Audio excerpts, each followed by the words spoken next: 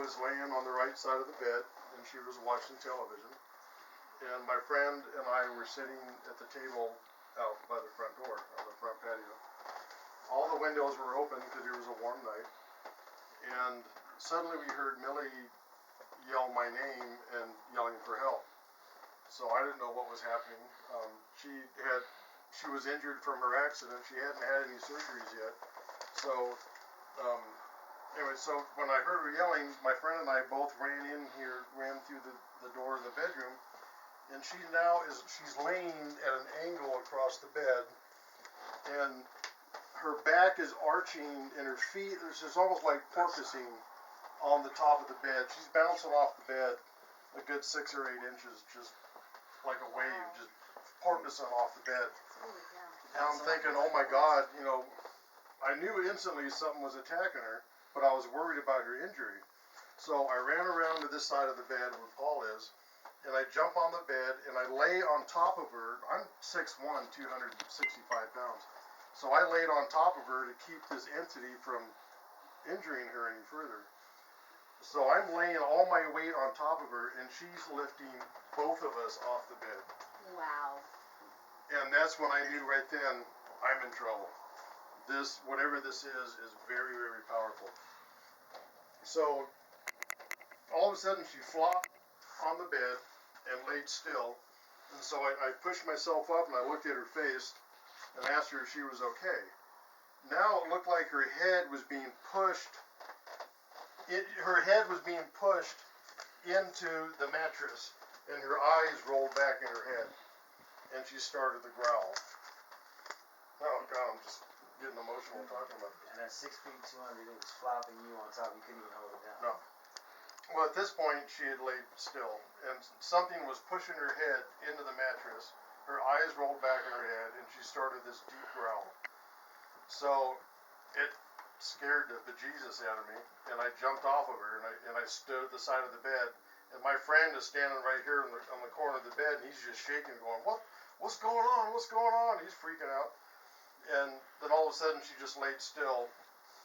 So I reached over, and I picked her up, and I sat her on the edge of the bed over there. And she was dazed, confused, and I asked her if she was okay. And she would just look at me with this blank stare, and she wouldn't answer my question. And so I asked her again. I said, Millie, are you okay? What's going on? Tell me what happened. And she starts laughing in this evil laugh, like, and she's just like looking at me with this evil look and laughing. I'm like, why are you laughing? What is going on with you? And I'm trying to remember what it said. Oh, excuse my language. And not her voice. There's a deep male voice. He said, you're so fucking stupid. And I'm like, what? Excuse me? And all of a sudden, she laid back on the bed, and she started flopping around. And she was being tossed side to side like a rag doll. So I jumped on her again. And finally, after, I don't know how long it was. It seemed like an hour. I'm sure it was just a minute. But she laid still again. So while she laid still that time, all of a sudden her body became super, super hot. I mean, burning hot. To the point where I had my friend come over and touch her, and he confirmed that, she was burning up.